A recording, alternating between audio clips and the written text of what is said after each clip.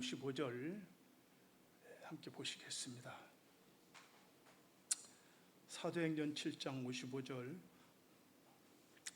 스데반이 성령 충만하여 하늘을 우러러 주목하여 하나님의 영광과 및 예수께서 하나님 우편에 서신 것을 보고 말하되, 보라, 하늘이 열리고 인자가 하나님 우편에 서신 것을 보노라 한데, 오늘은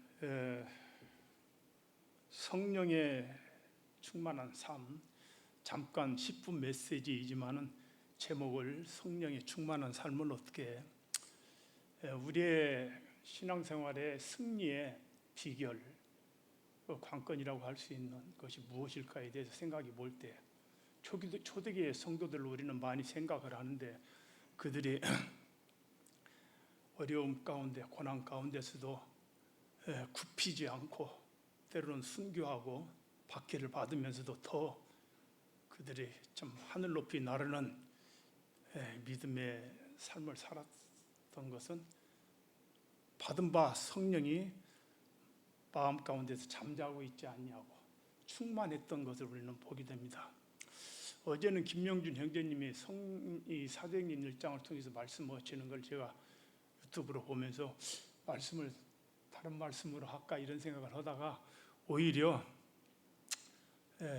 제 생각에 더 초석을 깔아주시는 것 같아가지고 도움이 되고, 또 우리가 사도행전 1장부터 시작해서 오늘 읽은 이 말씀까지 살펴보면서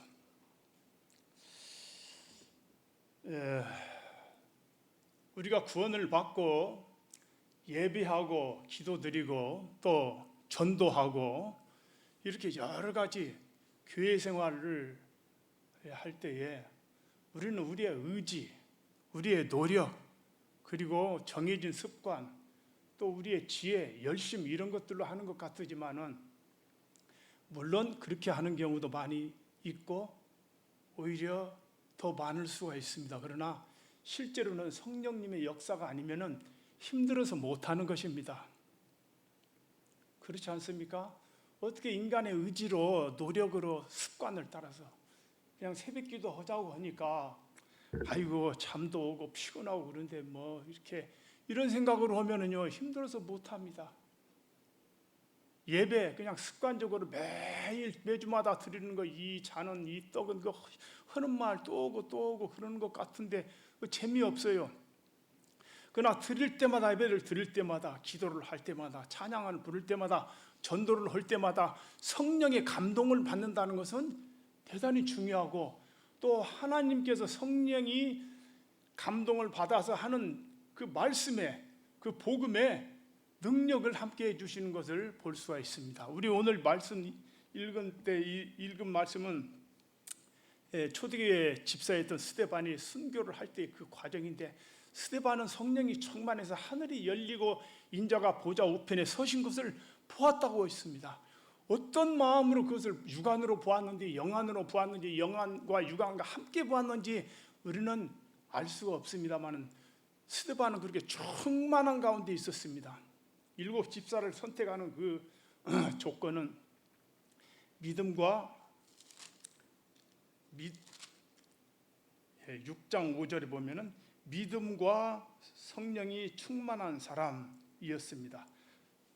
믿음, 성령과 지혜가 충만하여 칭찬받는 7 사람을 선택함으로 인해서 이 스데반이 선택이 되었던 것입니다. 단순하게 열심만 가지고. 그래서 성령께서, 사도행전은 성령행전이라고도 하죠. 그래서 성령님께서, 우리 주님이 떠나신 이후에 성령님께서 사도들의 마음을 감동하고 인도하셔서 어떻게 진행되어 갔는가, 그것을 쭉 기록한 것이 사도행전입니다. 제가 그것을 성령님의 인도하심을 거기에 관점을 두고 사도행전을 쭉 읽어보면서 모든 역사는 성령님을 통해서 이루어지는구나. 오늘날 우리 교회가 하고 있는 모든 치료 행위들이 있죠. 예배라든가 주일날 모여서 전도한다든가 이런 모든 것들이 다 사도행전의 사도들이 어떻게 행했는가에 대해 근간을 두고 그것을 보고 따라서 하고 있습니다. 물론 다른 것이 있죠. 안수라든가 뭐 방언을 말한다든가 안전병연을 일으킨다든가 이런 것들은 요즘에는 좀 사라진 은사로 보고 있습니다. 그것을 흉내내면서 되지도 않은 엉터리 방언을 한다거나 뭐 가짜로 신유의 은사를 한다고 해가지고 병 고치는 거, 그 위장병 고치는 건 병 고치는 거 아닙니다. 그건 가만히 있어도 낫는 병 그거 고쳤다고 막 간증을 하고 그런데 사도들이 행한 것은 안전병이를 나면서부터 안전병이 된 자를 일으켰으니까 당시에는 과도기적인 현상이었기 때문에 강하게 역사를 했던 것 같습니다. 그래서 성령이 예루살렘을 떠나지 말고 너희가 성령의 침례를 받으라. 성령이 너희에게 임하시면 너희가 권능을 받을 것이다 라고 말씀하셨어요. 그래서 그들이 성령이 임했을 때 사도행전 2장에서 성령이 임했을 때 권능을 받고 베드로는 당장에 그냥 그 놀라운 그 메시지가 전파되고 있지 않습니까? 오늘 스데반의 이 설교도 7장이 전부 스데반의 긴 장인데 얼마나 능력이 있고 지혜 있고 두려움 없고 용감한 메시지입니까? 성령이 충만한 사람은 남의 눈치를 보지 않습니다. 스데반이 보세요. 그들이 지금 잘못하면 돌이 던져질 그런 막 많은 사람들이 스데반을 공격하고 죽이려고 하고 있는데 거기에 담대하게 두려움 없이 스데반이 만약에 육신적인 생각을 했다면 타협하거나 그들을 회유하거나 뭐 설득시키려고 그러지 않았습니다. 아브라함부터 쭉 그 말씀을 7장을 읽어보면 아브라함부터 쭉 그들의 행해온 그 배경, 역사의 배경을 설명하면서 너희들이 바로 모세에게 불순종했던 자들이 아니냐, 의인이 오리라고 한 그 예언한 선지자를 잡아 죽이고 천사가 전해준 그 율법도 지키지 않은 자 아니냐, 강하게 그들을 책망을 했습니다. 목이 곧고 마음과 귀에 할례를 받지 못한 거역하는 백성들이라고 꾸짖었습니다. 그들을. 스데반은 죽음 앞에서 두려움이 없었어요. 성령이 충만한 사람들은 이렇게 남의 눈치를 본다거나 상황에 따라서 소신을 굽힌다든가 이렇지 않는 것입니다. 우리가 빌립보서 3장 3절에 보면은 성령으로 봉사하라고 그랬죠. 봉사하는 것도 그렇습니다. 우리가 성령으로 예배드리고 기도하고 찬양하고 이런 말씀은 자주 하고 또 당연한 것인데 봉사도 성령으로 하는구나. 봉사도 성령으로 하는 것입니다. 의지적으로 하는 것은 참 힘들고 남한테 이렇게 덕을 끼치질 못해요. 무엇을 했다고 티를 내려고 그러고. 그러나 성령을 통해서 하는 봉사는 기쁨으로 하는 것입니다. 자매님들 예찬 준비하는 것도 보면은 아이고 내 차례네, 이거 힘들고 남들은 하는데 왜 나만 해야 되는가 이런 생각도 할 수 있고, 그러나 기쁨으로 할 때 이 예찬을 하면은 우리 청년들, 혼자 사는 청년들도 먹고 구두자들도 먹고 성도들이 이 식사를 하면서 재미있게 교제하고 먹는 즐거움 크지 않습니까? 내가 살아서 이것밖에 더 할 것이 뭐 있는가? 가치 있게 생각을 하고 하는 것입니다. 성령의 충만함을 받았을 때에 우리에게는 다 성령이 있습니다. 그런데 충만하느냐? 그렇지 않고 그냥 내재되어 있는 상태에서 성령을 소멸치 말라고 그랬죠. 성령을 또 금심시키지 말라고 그랬어요. 우리가 성령이 마음에 일어나는데 그것을 억누르고 차고 그러면 소멸되는 것입니다. 힘이 없어요, 신앙생활에. 또 이렇게 해서는 안 되는데 성령께서 내 양심을 통해서 말씀하시는데 무언가 그렇게 하지 못하는 성령은 근심하는 것입니다. 그러나 성령에 충만했을 때 어떻습니까? 초대교회 성도들은 집이 있는 자들, 밭이 있는 자들은 팔아서 갖다 바쳤어요. 근데 아나니아와 삽비라는 성령이 충만하지 못했던 것 같습니다. 일반 교단에서는 아나니아와 삽비라가 뭐 지옥 같다, 뭐 구원받지 못한 사람이다 이렇게 평가하는데 그렇지 않습니다. 구원받지 못한 사람이 뭐 집을 팔아 바칠 일도 없고 구원받지 못한 사람이 민데 구태여 그걸 적게 바쳤다고